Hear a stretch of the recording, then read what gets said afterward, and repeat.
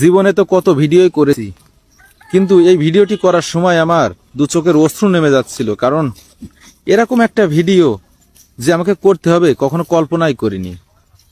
জীবনে শিলাবৃষ্টি দেখেছি বহু, কিন্তু এরকম শিলাবৃষ্টি আগে কখনো দেখিনি। এই প্রথমবার দেখলাম।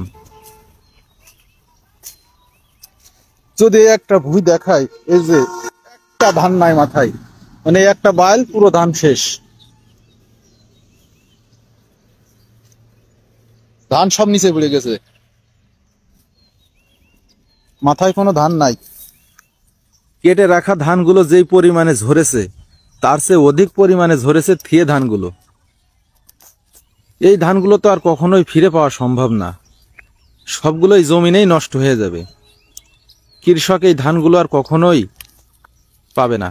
যদি আমরা এই একটা মুঠা উঠিয়ে দেখি তাহলে বুঝতে পারবো কি পরিমাণে ধান পড়েছে। দেখেন, প্রচুর পরিমাণে ধান ঝরে গেছে। এই ধানগুলো কখনোই আর পাওয়া সম্ভব না।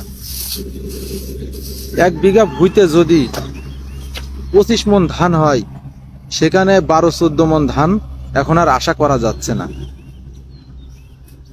কৃষক তো এখানেই শেষ। শুধু ধান নয়, এবছর লিচু, মাঠের যত তরি তরকারি ছিল, পটল, প্রত্যেকটা আবাদি নষ্ট হয়ে গেছে, অধিক পরিমাণে নষ্ট হয়েছে।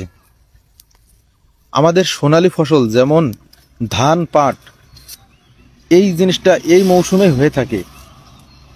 আর এই মৌসুমে যে এই সময় এরকম একটা দুর্যোগ হয়ে যাবে, এটা কখনো কেউ কল্পনাই করতে পারেনি।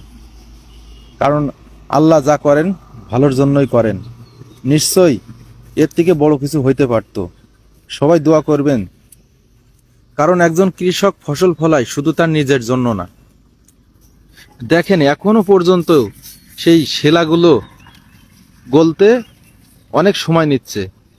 আমি এই ভিডিওটি করেছিলাম 20 মিনিট পরে, অন্তত শিলাবৃষ্টি হওয়ার 20 মিনিট পর, আর এখনো পর্যন্ত এই শিলগুলা গলে নাই। দেখেন, আমরা আবারও যদি একটা ধানের মুঠা উঁচা করি তাহলে কি পরিমাণে, দেখেন কি পরিমাণে ধান পড়েছে। আসলে পুরো ধান বলার ভাষা হারিয়ে ফেলেছি। ভিডিওটি দেখে যদি আপনার একটুও ভালো লেগে থাকে তো একটি লাইক, কমেন্ট, শেয়ার করে অন্যকে দেখার সুযোগ করে দিয়েন। দেখেন, এই একটা কলা গাছ পড়ে গেছে, এত পরিমাণে ঝড় হয়েছে যে ঝড়ে কলা গাছও পড়ে গেছে, আর এই কলাটা এখনো খাওয়ার উপযোগী হয়নি। কারণ এই কলাটা এখনো পোক্ত হয়নি। এই জায়গাটা যদি